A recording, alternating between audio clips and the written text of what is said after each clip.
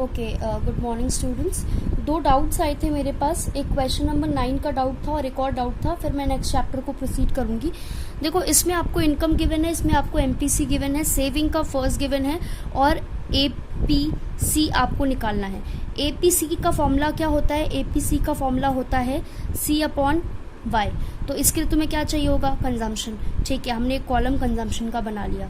ठीक है, अब देखो जो यहाँ -30 है वो यहाँ पर क्या हो जाएगा? 30। पहला तो मैम निकाल लिया। ठीक है, अब दूसरा सारे कंजम्पशन कैसे निकालेंगे? तो अगर मैं एमपीसी का फॉर्मूला लगाऊं तो एमपीसी का फॉर्मूला क्या होता है? Change in C upon change in Y. ठीक है, एमपीसी गिवन है 0.75, change in C upon Y कितना है? चेंज इन वाई 100, पहले का 100। ठीक है, अब जरा इसको मल्टीप्लाई कर दो तो ये चेंज इन सी कितना आ जाएगा? 75। दैट मीन्स कि 30 में से तुम अगर 30 रुपए कंज्यूम कर रहे थे तो अब 75 ज्यादा कर रहे हो, तो 30 प्लस 75 गिव्स यू 105। ठीक है, सिमिलरली फिर वैसा ही करो। देखो, सबके चेंज इनकम 100 रुपए है, ये 0.75 ही है, तो 75 रुपीज, मतलब हर 100 रुपए के इनकम के साथ आपने 75 रुपीज एक्स्ट्रा कंजम्पशन करी है, तो सब में 75 प्लस करते जाओ, आपका सी निकल आएगा। सी निकल गया तो मुझे लगता नहीं है सेविंग निकालने में डिफिकल्टी होगी, क्योंकि y = C+S। क्लियर? और ये तो फिर फॉर्मूला लगा ही दोगे, ये वाला लगा के। क्लियर? उसके बाद एक क्वेश्चन था ये वाला। देखो, इस क्वेश्चन में बोला है find the change in saving when 2/3 of income is always spend on consumption expenditure and current income is 50% more than initial income of 50,000। अब इसका सिंपलेस्ट मेथड जो आपको ऑल्टरनेटिव में दिया हुआ है वो सिंपलेस्ट मेथड है। पहले मुझे ये बताओ, आपकी इनिशियल इनकम थी 50,000। इनिशियल इनकम कितनी थी? 50,000। अब ये बोल रहे हैं करंट इनकम जो है ना 50% मोर है इनिशियल इनकम से, मतलब 50,000 से 50% मोर।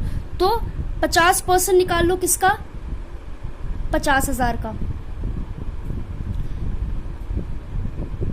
ठीक है, 50% 50,000 का, और वो इनिशियल से ज्यादा है। इनिशियल तो है ही, लेकिन 50% इनिशियल से ज्यादा, तो 50% इनिशियल का निकालो और इसमें ऐड कर दो, तो कितना आ जाएगा? 75,000 आ गया। तो मतलब आपकी करंट इनकम कितनी है? 75,000। अब जरा इधर देखो, ये इजीएस्ट मेथड है। वो बोल रहे हैं अगर 2/3 आप कंज्यूम कर रहे हो तो 1/3 क्या कर रहे होगे? सेव कर रहे होगे। अगर तुम्हारे पास 3 रुपए है, मैंने बोला अगर तुम्हारे पास 3 रुपए है, उसमें से 2 तुम कंज्यूम कर रहे हो, 2 तुम खर्च कर रहे हो, तो कितना सेव कर रहे हो? 1 सेव कर रहे हो, तो इसको मैं ऐसे ही तो लिखूंगी 1/3। 3 रुपए का 3 रुपए में से 1 रुपए क्या कर रही हूँ? सेव कर रही हूँ। ठीक है, वही चीज यहाँ पे हुई। देखो, इनिशियल सेविंग कितनी हुई? 1/3 ऑफ 50,000, क्योंकि इनिशियल इनकम 50,000 थी, ये आ गया। करंट सेविंग जो करंट इनकम निकली थी, डिफरेंस निकाल लो, चेंज इन सेविंग आ जाएगा। क्लियर? अब हम आते हैं नेक्स्ट चैप्टर पे।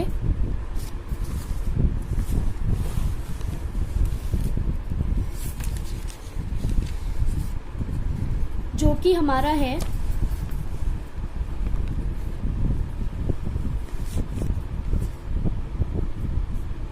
Short run equilibrium output. ठीक है, अच्छा, अब देखो, ये हमारे ना एक इकोनॉमिस्ट थे कीन्स, जिनको हम फादर ऑफ इकोनॉमी भी बोलते हैं। इन्होंने सारी थ्योरीज दी हैं इकोनॉमी की, और सबको प्रूफ करने के लिए उन्होंने अजम्पशन लिया है। क्यों? क्योंकि देखो, मैक्रो इकोनॉमिक्स में हम पूरी इकोनॉमी की बात करते हैं, तो पूरी इकोनॉमी में हम हर किसी का रिएक्ट करने का तरीका अलग होता है। प्राइस बढ़ रहा है तो कोई खरीद सकता है, कोई नहीं खरीद सकता है, तो इसीलिए हमें एक ऐसा अजम्पशन लेके चलना है जो हर कोई फॉलो करता है, ऐसा अजम्पशन। और कीन्स ने वही अजम्पशन लेकर अपनी थ्योरीज को प्रूफ किया था। ठीक है, तो शॉर्ट रन में कीन्स ये बोल रहे हैं कि शॉर्ट रन एक ऐसा पीरियड ऑफ टाइम है जिसमें आप लेवल ऑफ आउटपुट जो है ना, लेवल ऑफ आउटपुट वो आप level of employment in the economy से डिटरमाइन करते हैं। ठीक है, मतलब जितना ज्यादा एम्प्लॉयमेंट होगी इकोनॉमी में, ठीक है, उतनी ज्यादा क्या होगी? प्रोडक्शन होगी इकोनॉमी में, और प्रोडक्शन उतनी होगी, मतलब आउटपुट भी कह सकते हैं इसको हम। ठीक है, उसको हम क्या कह सकते हैं, आउटपुट भी। तो कीन्स ने शॉर्ट रन में ये बोला, अब लॉन्ग रन में तो बहुत सारे फैक्टर्स डिटरमाइन कर सकते हैं इक्विलिब्रियम पॉइंट को। अच्छा, इक्विलिब्रियम का मतलब क्या होता है, स्टेबल होना, ठीक है। तो लॉन्ग रन में क्या हो सकता है, टेक्नोलॉजी चेंज हो सकती है, लॉन्ग रन में टेक्नोलॉजी चेंज हो सकती है, लॉन्ग रन में इन्फ्लेशन आ सकता है, कुछ भी आ सकता है, रातों रात तो इन्फ्लेशन नहीं आता ना, ठीक है। तो अब वो क्या चीज़ हो सकती है, लॉन्ग रन में तो बहुत सारी चीज़ें हो सकती है, लेकिन कीन्स ने शॉर्ट रन इक्विलिब्रियम आउटपुट की बात करी है। मतलब शॉर्ट रन में आप इक्विलिब्रियम आउटपुट कैसे डिसाइड करते हैं।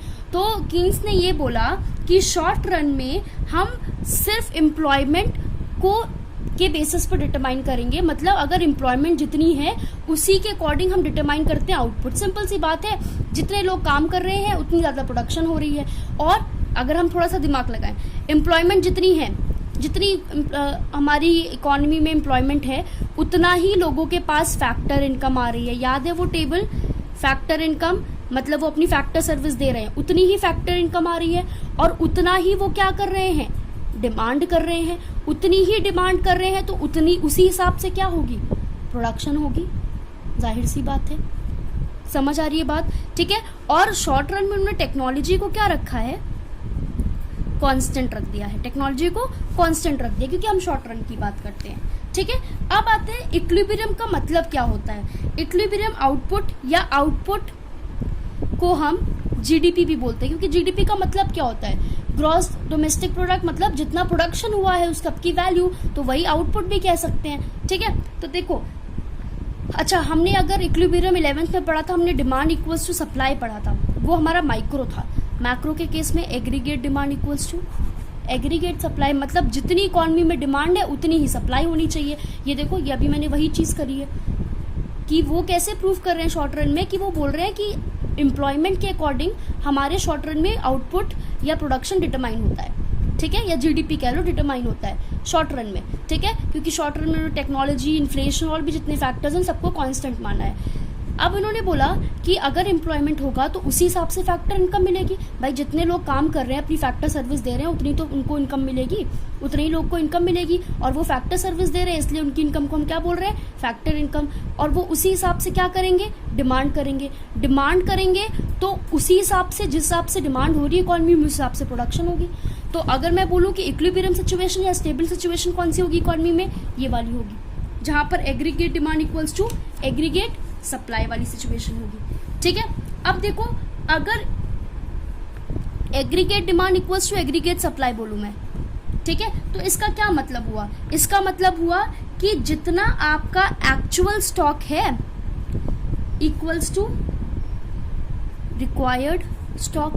दैट मीन्स कि जितना आपने स्टॉक रखा है, जितना आपने प्रोडक्शन करके, आउटपुट करके अपने स्टॉक में रखा है, उतना ही रिक्वायर्ड है मार्केट में, उतना ही मार्केट में रिक्वायर्ड है, कुछ एक्सेस नहीं है, ठीक है। समझ आ गई बात, ठीक है। और अगर मैं बोलूं कि aggregate supply is more than aggregate demand, तो इसमें क्या होगा कि एग्रीगेट सप्लाई ज्यादा है, मतलब जो आपका एक्चुअल स्टॉक है ना वो ज्यादा है किससे, रिक्वायर्ड स्टॉक से। मतलब मार्केट में उतनी डिमांड नहीं है, उतना रिक्वायरमेंट नहीं है जितना आपका एक्चुअल स्टॉक है। And aggregate supply is less than aggregate demand, इसका मतलब क्या हुआ कि आपका एक्चुअल स्टॉक अभी कम है किससे, रिक्वायर्ड